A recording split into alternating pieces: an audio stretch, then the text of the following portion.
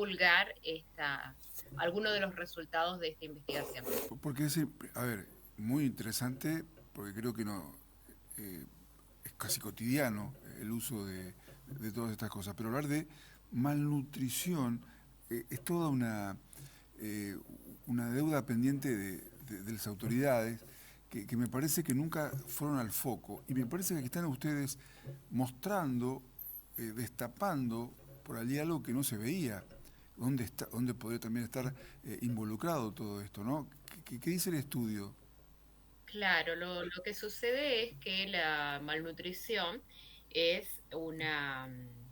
a ver, es una condición, pero que no se genera solamente, por supuesto que se genera por la falta de acceso a nutrientes esenciales, alimentación saludable, de calidad, en proteínas, pero que tiene mucho que ver, se relaciona, no lo digo yo, sino que hay muchísimos estudios que lo confirman, con la desigualdad en los ingresos, con la pobreza, que es una de las más altas en nuestra región. Acaban de publicarse los estudios de la Universidad Católica Argentina, Sí, ¿no? sí, Estudios sí. de la deuda social, que registran que más del 70% de nuestra población está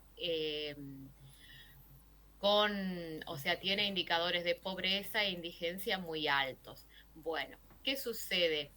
En nuestra región, si en la región pampeana el avance de los agronegocios se ha mantenido estable y no ha avanzado, esto que se llama el avance de la frontera agrícola sobre puntualmente territorio que hasta el momento no era productivo, y digo esto entre comillas porque a qué llamamos producción, a qué llamamos desarrollo, a qué llamamos crecimiento, porque si crecimiento y desarrollo es liquidar monte virgen y matar todo tipo de biodiversidad que vive en el monte, justamente, ¿a qué estamos llamando crecimiento y a qué estamos llamando desarrollo?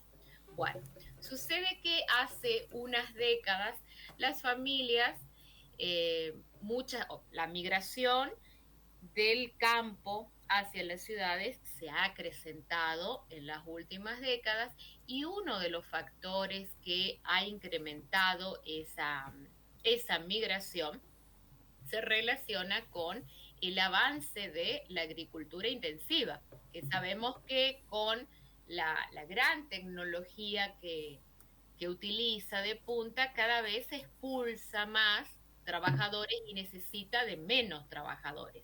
Bien, estas familias, ¿a dónde van? Generalmente van a la periferia de las grandes ciudades.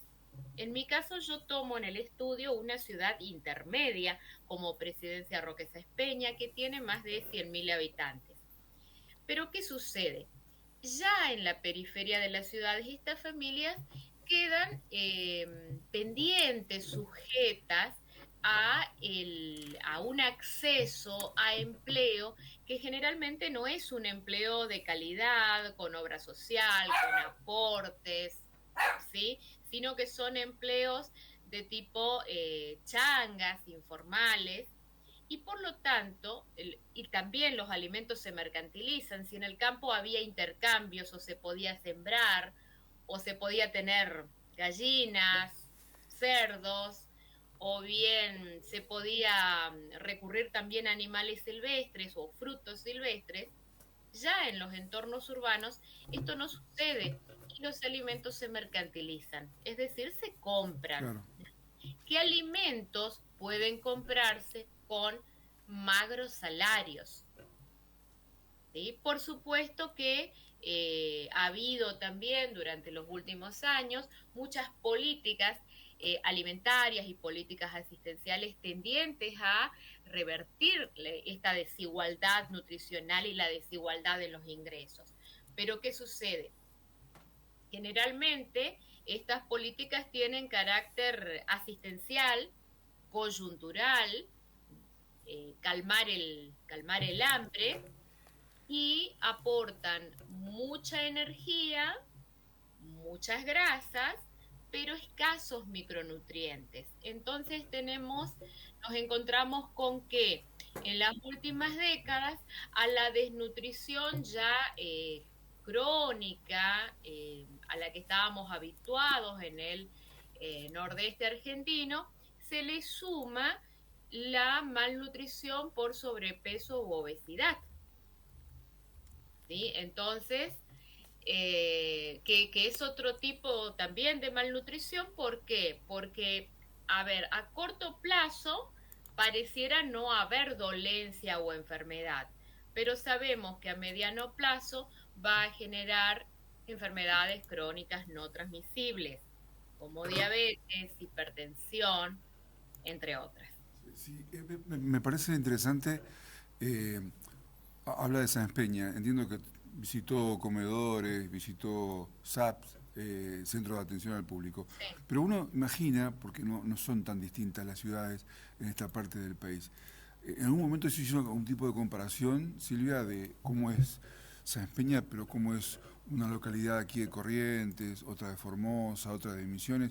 Están muy distanciadas en cuanto a los resultados, porque uno de antemano diría que casi que somos todos iguales, ¿no? Bien, el estudio, bien, muy buena tu pregunta. Bien, el estudio es cualitativo. Yo no he hecho comparaciones hasta el momento porque estoy abocada a este trabajo. Claro, claro. Pero ¿qué sucede? Las características del servicio sanitario de atención primaria, los CAPS que mencionaste, los centros primarios de atención sanitaria, son muy similares en Chaco y en las otras provincias, pero ¿qué sucede?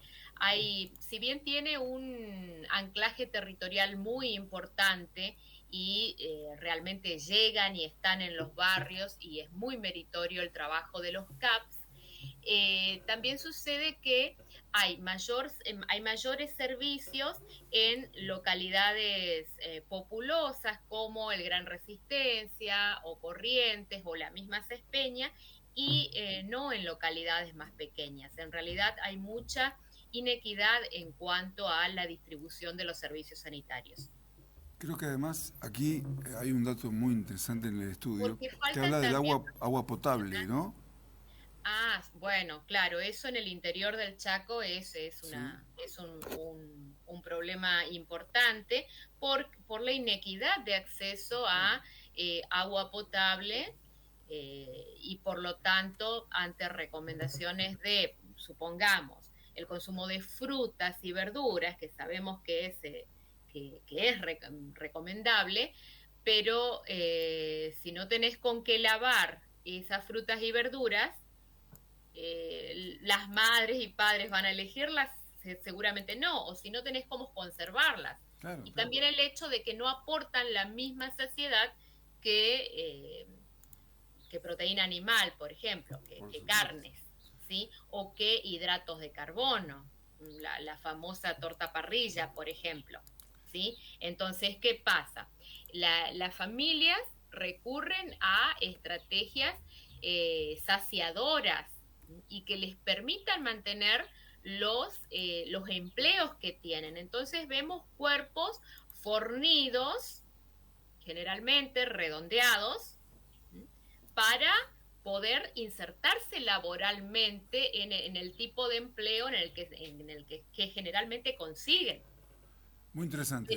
Pero esos cuerpos redondeados no necesariamente están bien nutridos Claro. porque hay carencias de micronutrientes y eso lo vemos sobre todo en las pieles, por las manchas o en la carencia de piezas dentarias y muchas veces a esos mismos adultos que son jefes de sus propias familias se los responsabiliza desde el Estado por el cuidado de menores a cargos que también están desnutridos o malnutridos. Claro.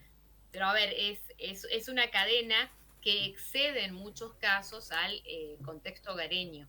Interesante, Silvia. Muchas gracias por compartirnos estos minutos con nosotros, porque creo que además todo el estudio deja una pregunta flotando en el ambiente que atraviesa signos políticos, gobiernos y sobre todo años. ¿Quiénes Bien, toman las decisiones sobre la alimentación? Me parece que allí cada uno debe tomarse la responsabilidad que tiene a la hora de poder responder. Claro. Bien, Sí, quisiera por último, sí. disculpame, destacar que no, por ahí soy la cara visible, pero detrás hay equipos de investigación